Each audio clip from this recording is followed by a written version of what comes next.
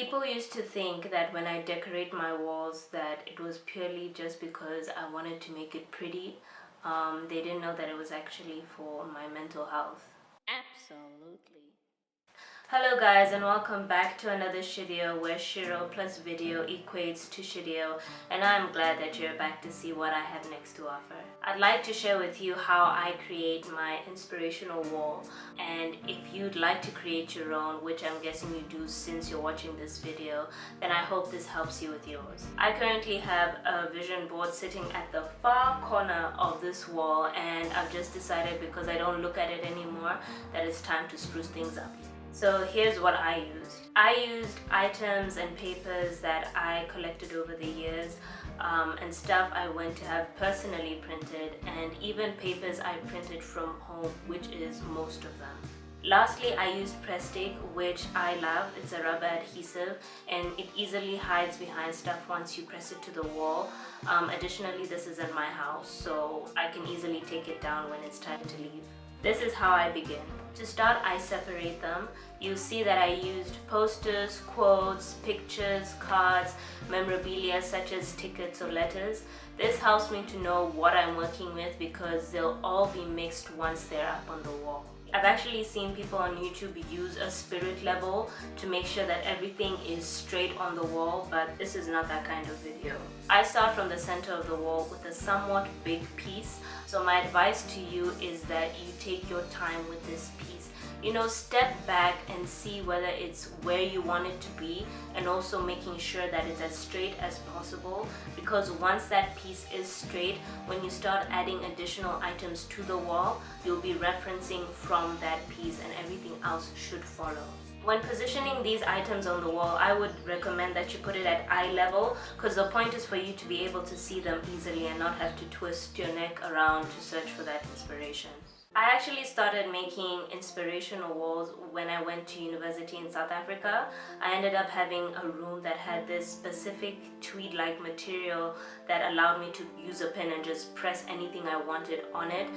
So in short, I went crazy with it, and I continuously ended up adding more items to it as time progressed, which I think makes it great, because that's the point of an inspirational wall, is for you to continuously feel inspired and that you can build upon that.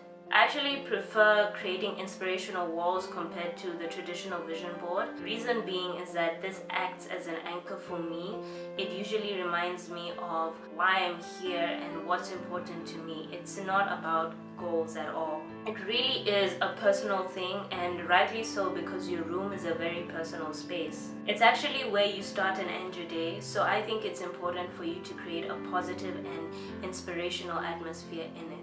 This actually helped me so much, because throughout the stress of the pressures of work and also the periods of depression I would go through, this helped me see why I had to keep on going. I actually put a picture of both my parents right in front of my desk, and that helped me to remember why I couldn't mess around and why I couldn't afford to fail any courses. Additionally, I remember putting a picture of a beloved friend of mine.